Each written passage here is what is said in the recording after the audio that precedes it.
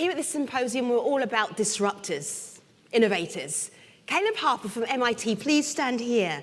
This man is a walking tornado. He feels that when we talk about food, it's always depressing.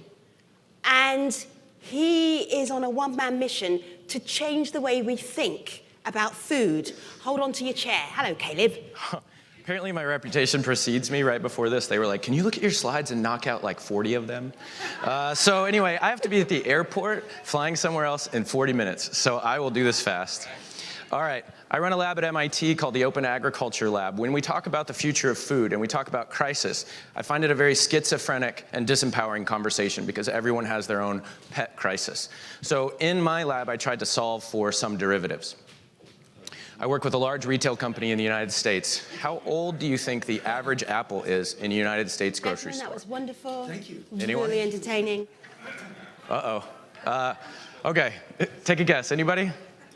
A week. I love optimists. 14 months. So 14 months is the average age of an apple, and by that point, it's lost 90% of its antioxidant value. It's evaporated into thin air. So this is to tell you that our food system and the way we ship it, store it, grow it, and eat it is not really optimized for nutrition. Most of the time, it's optimized to get you a pretty-looking apple. So we got to solve for that. The other one, this is a study by the USDA on what Americans would support or oppose in government policy related to food. Things we argue about are pretty obvious: tax on sugared soda. If you go down, the one that's circled, mandatory labels on food containing DNA. 20% of you laughed. That's because everything that was once alive contains DNA. 80% of the population would support mandatorily labeling that fact. So when we want to talk about GMO and we want to talk about new science, we have to realize we're doing it in a place of very little knowledge. And so we have to concentrate on how to create knowledge and information in ag, which has been a very opaque process for the last 30 years. So these are some of the goals of my lab, and I've already spent 2 minutes, so I'm going to go super amazing fast. Create climate democracy. I want to learn if we can start to use climate more effectively. Can we use climate like a catalog? Can I look at it as a Wikipedia that I can put plants into and say, where should we be planting it and why? This is core to my work. If you remember the best Willy Wonka of all time, no offense to Johnny Depp. And they zap that candy bar. They turn it into data. They reconstitute it on the other side. In the world of big data, can we move closer to being able to do this process so we're not constantly shipping everything that creates all of those problems? The last one, I'm the son of an agricultural family and a grocery family, but I was not supposed to do food. I was literally told, don't do that, do anything else. Do technology, do something of your generation. I had the pleasure of speaking directly with Kofi Annan on this issue, and he asked me if I would bring my work to Africa, how would I do it? And I said, I won't, because it's expensive, it's gonna break, like I'm not even sure it works. And he said, you know, he shared with me that half the population being under 18 and 80% of them not wanting to be farmers was one of the biggest issues. And so this is kind of all over the world, this sentiment. Where's the next generation? Who are they gonna be? And can they be a different kind of farmer? So here's some of my tools. I'll also go through quickly, so just strap in so I can get to the airport. So I call this tools for climate democracy. What we do is we build giant environments, and inside of those environments, we'll have something like 30 points of sensing per plant. Things like CO2 and O2 and temperature and humidity and light. If you've heard of the genome, what I'm showing you or talking about is the phenome, or the phenomena that surrounds genetics. If you say, I love the tomato in Tuscany on the north slope with a happy cow next door, what you mean is you love the bunch of different stresses that applied to some genetics that caused it to create an amazing flavor.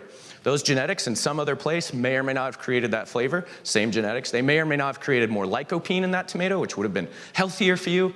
So I try to study climate and its attributes and how it affects the things that we eat. I put that all into a recipe, and that's what you're seeing on the screen right here. That blue line is the recipe of climate we were following over time. All those other lines are just really bad, noisy sensors. But in this experiment, for example, we were coding 1982 Napa, and we were saying, can we bring that weather back to life from climate data? And can we grow with it and then kill the wine market with the next best Cabernet from the past?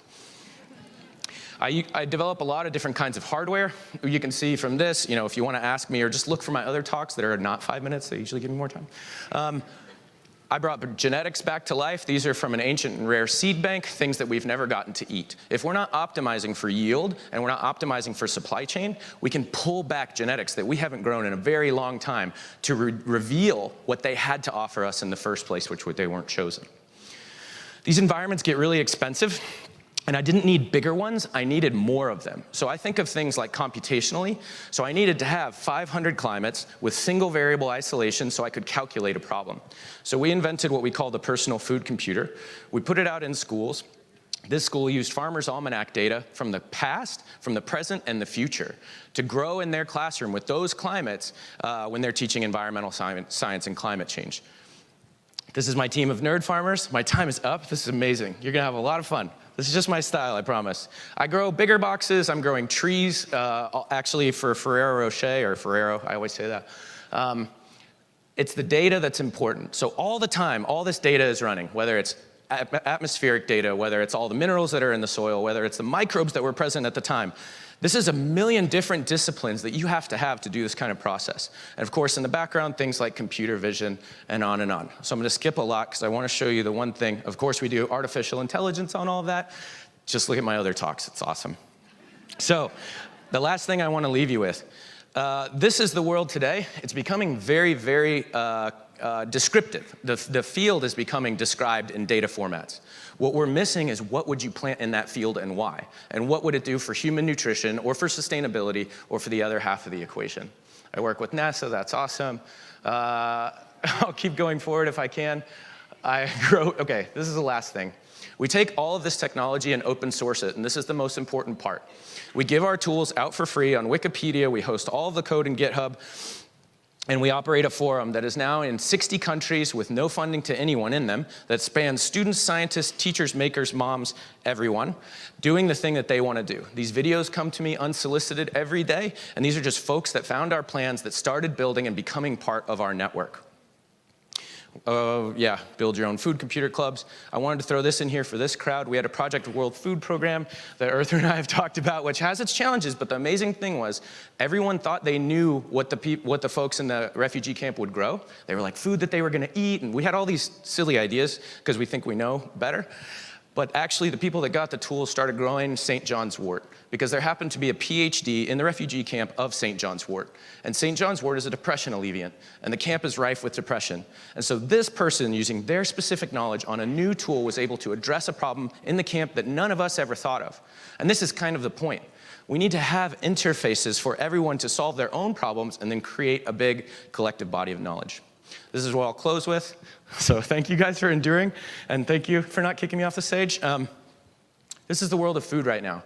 Based on 2015 FAO data, any country that has a color is considered food insecure.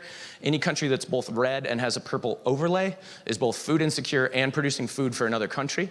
The lines that you see are the products of the Industrial Revolution. This is how we ship, and this is our global farm right now. And it's kind of an amazing thing that we were able to build it. But my concept, and the thing that I try to bring to a youth in agriculture, is that you could be a roboticist farmer, a data scientist farmer, a flavor chemist farmer. You could be all of these different things, and you could start to build a new world. And that if we were to erase those lines, and we were to start to replace them with beacons of information, places in the world that we grew, and we were sending information and saying, hey, if you tried this there, if you tried this there, these are the things that you would start to see and grow and be more productive and be more sustainable. So it's actually not just my fantasy. In the last year, we spread to 60 countries, over 2,000 people, and this is just through open science, open tools, and sharing information.